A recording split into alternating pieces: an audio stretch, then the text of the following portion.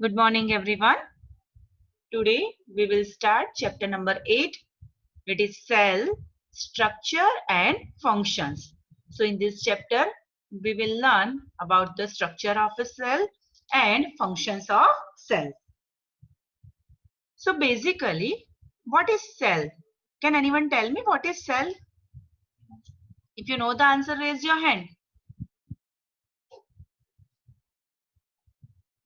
I don't want the exact definition, just basic information about the cell. What is cell?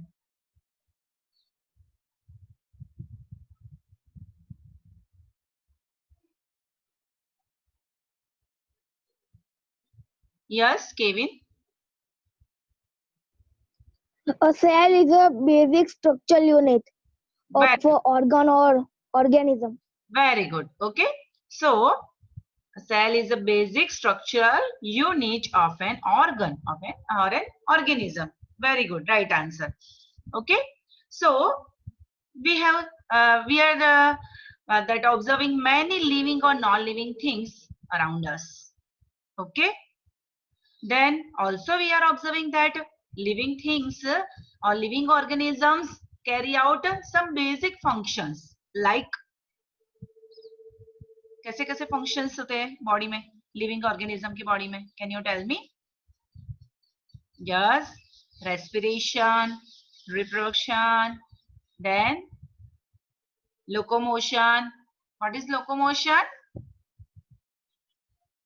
a movement of a organism from one place to another it is called locomotion okay एक जगह से दूसरी जगह जाना बराबर that is locomotion so many basic functions are carried out by living organisms so different sets of organs perform the various functions you have listed so this all functions are carried out or all performed by various organs okay different organs in this chapter you shall learn about the basic structural unit of an organ which is the cell so cell is a basic structural unit of an organ cells may be compared to bricks as we have discussed in our last session I have told you that okay you can compare the cell with a brick okay so same like brick is a basic component or basic structural unit of any building. So same as say a cells are also basic structural or functional unit of an organ. Okay. Similarly, cells are assembled to make the body of every organism. So bricks are assembled to make a building and similarly cells are assembled to make the body of every organism. Now, first of all, we will see the discovery of the cell. So, a scientist named Robert Hooke in 1665 observed slice of cork under a simple magnifying device. So, cork, it is a inner thin layer of a bark of a tree. Okay?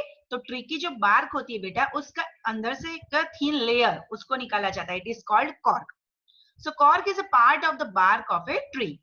He took thin slice of cork and observed them under a microscope. So he has taken the slice of a cork and observed each under a microscope. So that time microscope is not well developed. Modern microscope नहीं था, developed microscope नहीं था. So it is just like a magnifying device. Magnifying device किसे कहते हैं microscope का काम क्या है कि छोटी जो चीज है उसे बड़ी दिखाना बराबर मैग्नीफाई करके दिखाना बहुत ही माइन्यूट चीजों को सो that Robert Hooke had not a very developed microscope so he has used the simple magnifying device okay it is microscope simple device था उसके पास he noticed partitioned boxes or compartments in the cork slice तो उस slice में उन्होंने क्या देखा कि बहुत सारे बॉक्स लाइक स्ट्रक्चर है बराबर बॉक्स के जैसे कंपार्टमेंट अलग अलग पार्ट है ऐसे बराबर and that boxes appeared like a honeycomb वो पूरा स्ट्रक्चर उन्हें हनीकोम के जैसा दिखा in this figure okay figure 8.1 you can observe cork cells as observed by Robert Hooke ऐसे दिख रहे थे so you can see box like structures. Okay, honeycomb है उसके जैसा ये स्ट्रक्चर है. He also noticed that one box was separated from the other by a wall or partition. तो दो बॉक्स एक दूसरे से सेपरेट थे, बराबर, by the wall और partition, बराबर. Hook coined the term cell for each box. तो ये सभी बॉक्स को रॉबर्ट हुक ने नाम दिया सेल. ओके, सेल का मतलब होता है कि कंपार्टमेंट, एक part, right. So that's why Robert Hooke has given this box name cell. Okay, what Hooke observed as boxes or cells in the cork were actually dead cell. बराबर, तो जो cell उन्होंने देखे थे, बराबर, वो जो कॉर्क था उसके स्लाइस में, तो they are dead cells. Cells of living organisms could be observed only after the discovery of improved microscope. So he had taken a very simple microscope. Okay, बहुत ही simple microscope, advanced नहीं था microscope, but actually cell जो है उसका पूरा observation, उसका study, बराबर, exactly कब हुआ, जब improved microscope की discovery हुई, उसके बाद उसके अंदर cell को observe किया गया, and after that cell can be observed very nicely. Very little was known about the cell for the next 150 years after Robert Hooke's observation. तो जब 1665 में Robert Hooke had observed the cell, after 150 years very few were known about the cell. बहुत ही कम लोगों को cell के बारे में पता था, बराबर. 150 years तक किसी को भी सेल के बारे में इतनी ज्यादा इंफॉर्मेशन नहीं थी. Today we know a lot about cell structure and its functions because of improved microscope. तो अभी तो माइक्रोस्कोप बहुत ही इम्प्रूव आ गए हैं, बराबर, compound microscope, electronic microscope. So because of that facility we can observe very easily structure of a cell or functions of a cell. Okay, and having high magnification. Magnification, that means magnification किसको बोलते हैं, छोटी चीज को जो बड़ी दिखाता है. तो now because of the improved microscope we can observe the cells very nicely. Okay, now the cell, both bricks in a building and cells in the living organisms are basic structural unit. Okay, तो जैसे कि building का structural unit brick है, same way किसी भी living organism का basic unit या तो स्ट्रक्चरल यूनिट क्या है बेटा, सेल है. Okay, the buildings do build of similar bricks having different design, shapes and sizes. तो कोई भी बिल्डिंग हो बेटा, उसका बेसिक यूनिट है ब्रिक, बराबर. कोई भी बिल्डिंग हो बेसिकली सेम टाइप की ब्रिक के से बनी हुई है, सेम ब्रिक से, बराबर. बट वो इस तरह से अरेंज होती है, ब्रिक्स के डिफरेंट साइज बनती है, बिल्डिंग की डिफरेंट डिजाइन बनती है, डिफरेंट शेप बनता है, राइट. तो similarly in the living world organisms differ from one another but all are made up of cells. तो in living organism just you observe a bird and human or any animal, dog, cat, any. Okay, so they all have different shape, size. Okay, उनका सब shape, size, उनका feature सभी अलग है, लेकिन they all are made up of cells. Understood? Cells in the living organisms are complex living structures unlike non-living bricks. तो cell भी कैसे एक कॉम्प्लेक्स लिविंग स्ट्रक्चर है, बराबर. मतलब उसके अंदर भी बहुत सारी ऐसी चीजें हैं that we have to know about it. Then चलो आप मुझे बताइए, a hen's egg can be seen easily. तो hen का एक तो आप इजीली देख सकते हो. Is it a cell or a group of cell? तो वो एक ही सेल से बना है या बहुत सारे सेल हैं? Can anyone tell me? Write in your chat box. Single cell है वो एग या तो फिर बहुत सारे सेल से बना हुआ है?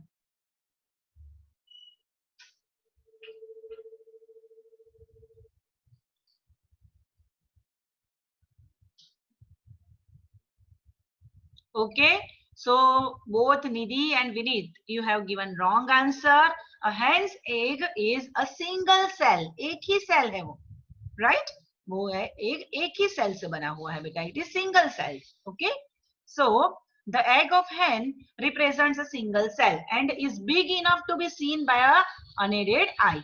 So without using any magnifying device or without using any microscope, you can easily see the cell. Okay, that is the egg of a hen. Easily you can observe. Okay, so organisms show variety in cell number, shape and size.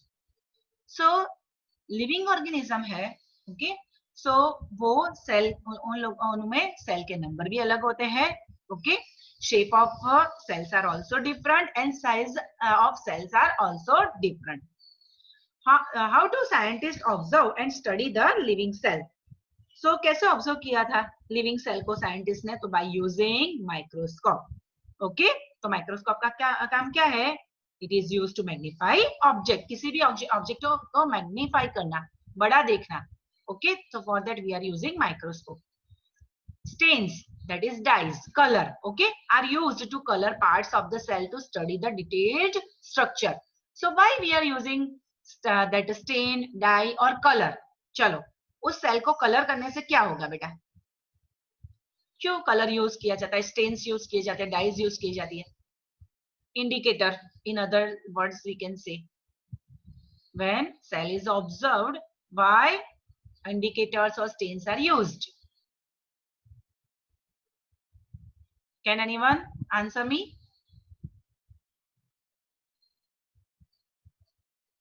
Okay, so by using this indicator, okay, or dyes or stains, easily the many parts of the cells will be highlighted.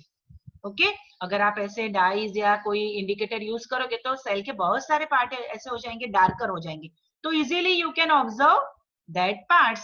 So for that, for easy study, that stains और dyes are used. There are millions of living organisms. They are different shapes and sizes. तो बहुत सारे living organism, लाखों करोड़ों है बराबर living organism. So they all have different shapes and sizes. Their organs also vary in shape, size and number of cells. बराबर. तो वो तो ऑर्गेनिजम्स तो अलग अलग शेप साइज के, बट उनके ऑर्गन, उनके अंदर बॉडी में जो ऑर्गन्स है, they are also of different shape, size and number of cells. So now we will study about it. So first of all, number of cells. So can you guess the number of cells in a tall tree or in a huge animal like the elephant? आप बता सकते हैं कि elephant कितने cell का बना है? या तो बहुत एक बड़ी नीम ट्री या मैंगो ट्री है. Can you count cells of that tree? आप बता सकते हैं कितने सेल्स से बने हुए हैं वो? नो, नो, ओके, नहीं बता सकते, because the number runs into billions and trillions. बराबर, बिलियंस और trillion. Okay, 1 million, only million, I am talking about million. Million का मतलब पता है कितना हुआ? Million, 1 million that is 10 lakh. बराबर, 1 मिलियन 10 लाख. ऐसे 1000 मिलियन अगर आप इकट्ठा करोगे ना तब 1 बिलियन होगा, और ऐसे 1000 बिलियन इकट्ठा करोगे तब 1 ट्रिलियन होगा. तो इतने सारे सेल है. Can we count it? No. Okay, even human body has trillions of cells which vary in shapes and size. तो हमारी बॉडी में ही ट्रिलियंस ऑफ सेल्स है, बराबर, अलग अलग साइज के, अलग अलग शेप्स के. Different groups of cells perform a variety of functions. तो सेल का एक ग्रुप बनता है, बराबर. डिफरेंट डिफरेंट जो ग्रुप है वो अलग अलग काम करते हैं. सेल के different groups, they are performing different type of functions. Okay, so organisms made up of more than one cell are called multicellular organisms. Okay, this topic I have discussed in your previous session.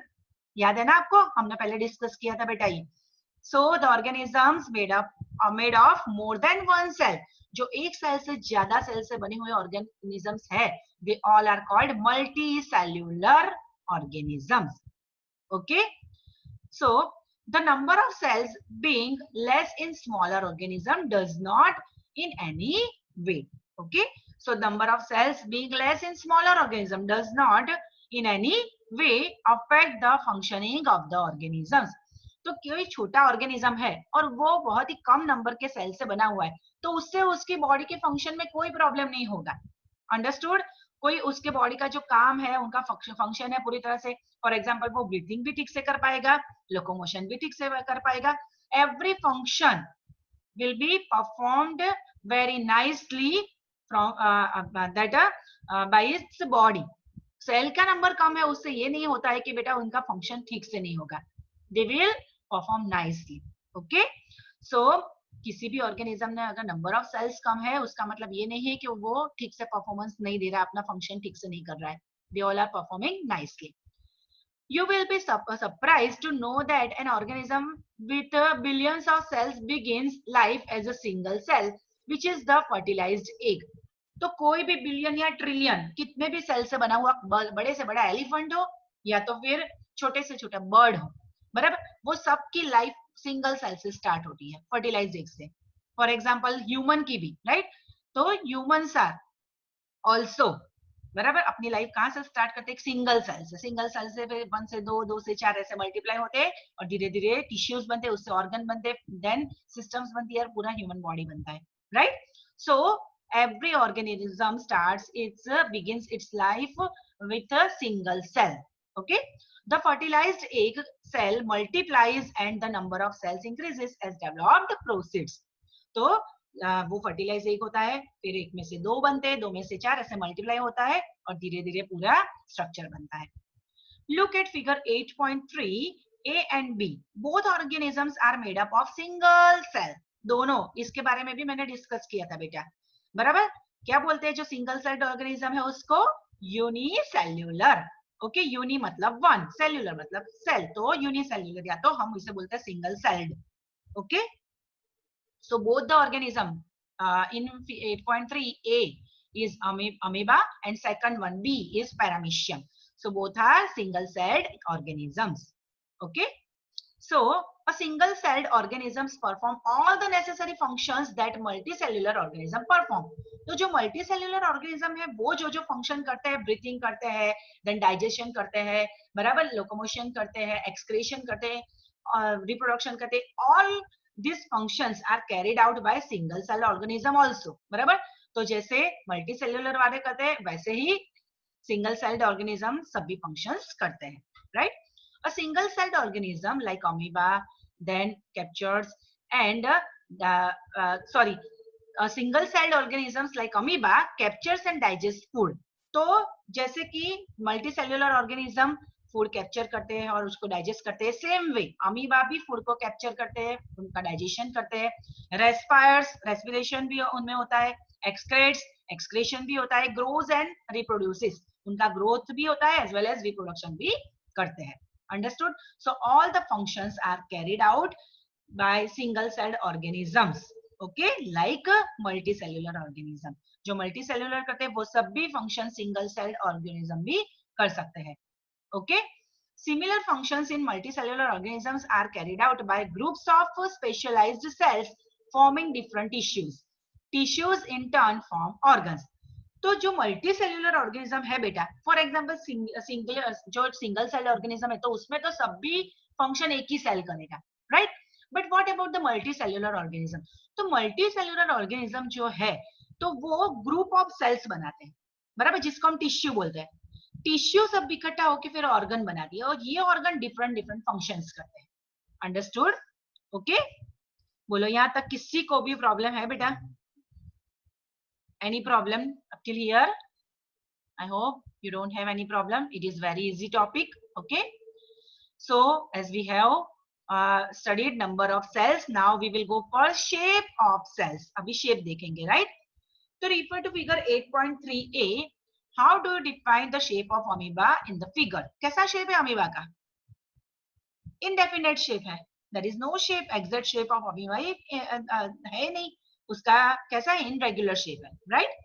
So you may say that the shape of appears irregular. In fact, amoeba has no definite shape, right? Unlike other organism. तो दूसरे organism का जैसा कि definite shape होता है, amoeba has not definite shape. It keeps on changing its shape. तो वो अपना shape बदलते ही रहते हैं, right? Observe the projection of varying lengths protruding out of its body. These are called pseudopodia. बराबर, pseudo that means false. pseudo का मतलब होता है false and podia that is fit.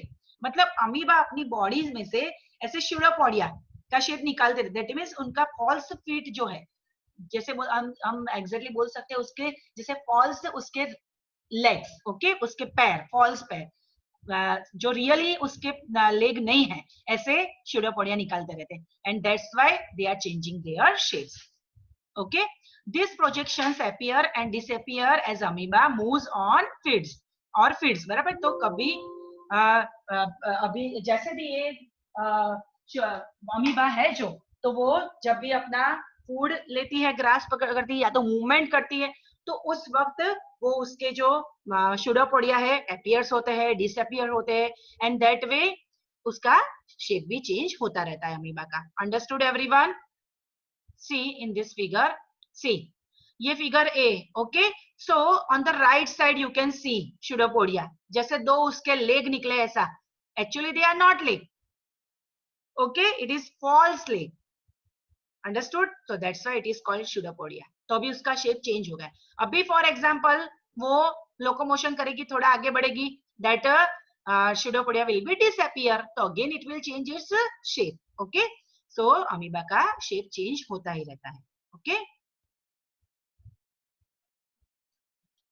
चलो now the change in shape is due to formation of pseudopodia which facilitates movement and help in capturing food. तो amoeba से जो ये pseudopodia निकलते हैं उसका फंक्शन क्या है, उसका काम क्या है? तो because of the pseudopodia amoeba is able to do movement, मतलब वो मूवमेंट कर सकते हैं शुडोपोडिया से, as well as they can capturing food. तो कैप्चरिंग फूड कैसे करते हैं? सो सी इन दिस फिगर, ये जो शुडोपोडिया है, राइट, तो वो क्या करेगी, फॉर एग्जाम्पल उसका प्रे या तो कोई फूड बराबर किसी जगह पर उसको दिखा, तो उसके आसपास वो शुडोपोडिया से वो फूड को कवर कर लेंगी, राइट, और पूरा फूड उसके मतलब कवरिंग में आ जाएगा और वो उसको ग्रास कर लेगी और वो शुडोपोडिया फिर अपने आप डिसअपियर कर देगी, ओके। तो that way it can capture the prey और it can capture the food, okay. A white blood cell, that is WBC in human blood, is another example of a single cell. तो हमारे अंदर जो WBC है blood में, बराबर, तो they are also example of single cell which can change its shape. तो वो भी अपने shape change कर सकते हैं. But while WBC is a cell, amoeba is a full-fledged organism capable of independent existence. But we cannot compare our WBC with amoeba. Because amoeba तो one cell से बना हुआ पूरा ऑर्गेनिज्म ही है बेटा, इंडिपेंडेंट एग्जिस्टेंस है उसका, बराबर, जबकि white blood cell independent existence नहीं है, मतलब उसको बाहर ऐसे निकालेंगे तो वो एक अलग से ऑर्गेनिज्म नहीं बनेगा, it will be die, okay. So amoeba it is a single celled animal, okay, but white blood cell वो क्या है बेटा, वन सेल, बराबर, वो एग्जाम्पल है सिंगल सेल का, and they can also change its shape. What shape would you expect in organisms with millions of cells? Okay, figure 8.4 shows different cells such as blood, muscles, and nerve cells of human beings. The different shapes are related to their specific functions. So in figure 8.4 you can see ये जो first one है A, okay, it is a blood cell. चलो B, ये जो दिख रहा है बेटा, it is a muscle cell, बराबर, मसल सेल है, वो ऐसे दोनों तरफ से ऐसे शार्प होते हैं, राइट। एंड थर्ड वन जो आप ये लंबा सी वाला दिख रहे हो वो कौन से, नर्व सेल्स हमारे, अंडरस्टूड, बराबर, जो लॉन्ग ब्रांचेस वाले हैं, it is nerve cells, okay. So some cells are long and pointed, generally cells are round, okay, generally cells कहते हैं ऐसे round, spherical और elongated, तो राउंड होते हैं या तो स्फेरिकल और एलोंगेटेड होते हैं। Some cells are long and pointed at both ends, तो लॉन्ग है, पॉइंटेड, जैसे बी मस्कुलर सेल है, अपने स्फेरिकल शेप के जो सेल्स है it is blood cells, okay, जो पॉइंटेड सेल है वो मस्कुलर सेल्स है, बराबर, they exhibit spindle shape, spindle जैसा शेप है उसका। Cells sometimes are quite long, some are branched like the nerve cell और न्यूरॉन्स, बराबर। तो ये जो नर्व सेल है ऐसे ब्रांच, ऊपर देखो आप कितनी सारी ब्रांचेस, नीचे भी branches, okay. The nerve cell receives and transfer messages, तो नर्व सेल्स का काम क्या है, तो वो मैसेज रिसीव करते हैं और ट्रांसफर भी करते हैं, right, thereby helping to control and coordinate the working of different parts of the body। और इसी तरह से मैसेज को रिसीव करके और ट्रांसफर करके पूरा का पूरा बॉडी फंक्शन वो कंट्रोल करते हैं, बराबर, helping to control and coordinate the working of different parts of the body. For example आपने किसी गर्म चीज को हाथ लगा दिया कुकर गर्म है और भूल से उसको टच कर दिया, तुरंत ही आप अपना हाथ हटा लेते हो, it is because of nerve cells. तुरंत ही नर्व सेल्स ने मैसेज कर दिया बराबर आपके ब्रेन को कि ये कुछ गर्म है, और ब्रेन से मैसेज आ गया जल्दी अपना हाथ हटा लो, बराबर। सेकंड के बहुत ही कम, कितने ही पार्ट करो उतने कम टाइम में, बराबर, ये पूरी एक्शन होती है। देखो कितने अलर्ट है हमारे nerve cells. Understood? So that is the function of nerve cells, coordination करना है उसका function. Okay,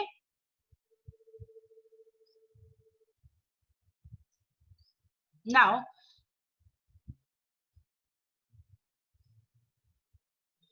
can you guess which part of the cell gives its shape? Components of the cell are enclosed in a membrane. बराबर, तो cell पूरा किसमें enclose हुआ है? Membrane, उसके आसपास मेम्ब्रेन होती है सेल के आसपास। This membrane provide shape to the cells of plants and animal. तो किसी भी प्लांट या एनिमल है उसके सेल को शेप कहाँ से मिलता है? तो it is dependent on it's membrane, membrane उसको शेप देती है, राइट। मेम्ब्रेन मतलब उसके आसपास एक लेयर होता है सेल के आसपास। Cell wall is an additional cover over the cell membrane in plant cell. बेटा मोस्ट इंपॉर्टेंट इसको याद रखना कि जो सेल वॉल है वो एक एडिशनल कवर, मेम्ब्रेन तो होती है और उसके बाहर एक और कवर होता है, it is called cell wall. But ये cell wall only they are in plant cells, कभी भी एनिमल सेल में सेल वॉल नहीं होती है। अंडरस्टूड? क्योंकि सेल वॉल जो है वो सेल्यूलोज से बनी होती है, it is a complex structure जो ट्री है उसको डेफिनेट शेप देती है उसके सेल को, right. So cell wall only plant cell में होती है, एनिमल सेल में नहीं होती है। Once again the cell is covered by membrane, okay, outside the membrane there is a cell wall, but cell wall only we can appear in plant cell, not animal cell. That means animal cell में सिर्फ membrane होगी और plant cell में membrane और उसके बाहर cell wall भी होगी। Understood everyone? Okay, it gives shape and rigidity to these cells. तो ये सेल वॉल से क्या होता है? प्लांट के सेल को शेप मिलता है और रिजिडिटी मतलब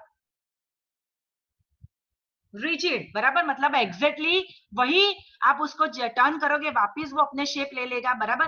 तो rigidity that is the definite उसका स्ट्रक्चर। ओके, तो bacterial cell also has a cell wall. तो जो बैक्टीरिया के सेल है उसको उसके आसपास भी सेल वॉल होती है, बराबर।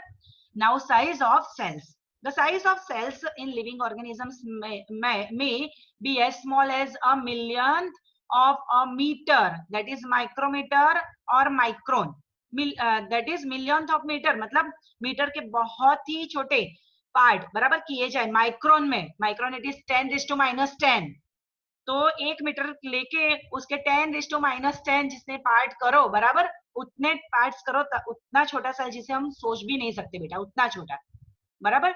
तो इतने शेप का, इतना छोटा भी, इतने साइज का भी सेल हो सकता है, और may be as large as a few centimetres.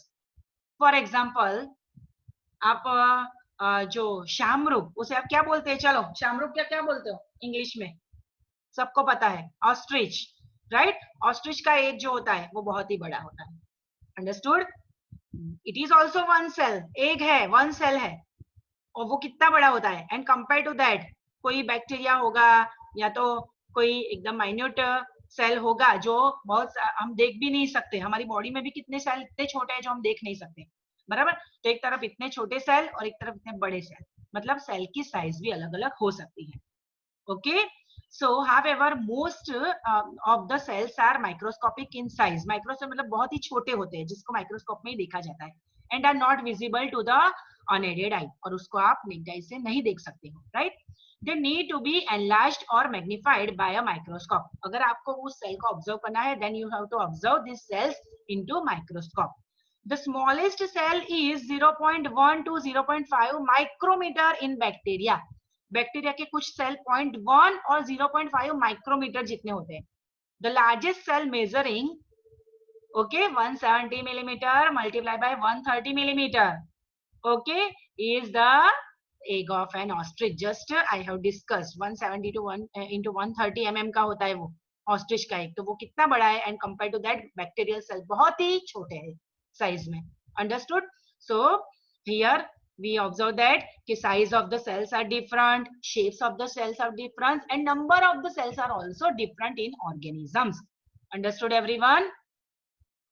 Okay, so now next topic, next activity 8.2, We will see in next session. Until then, have a nice day. Bye. Thank you. Stay safe. Stay home.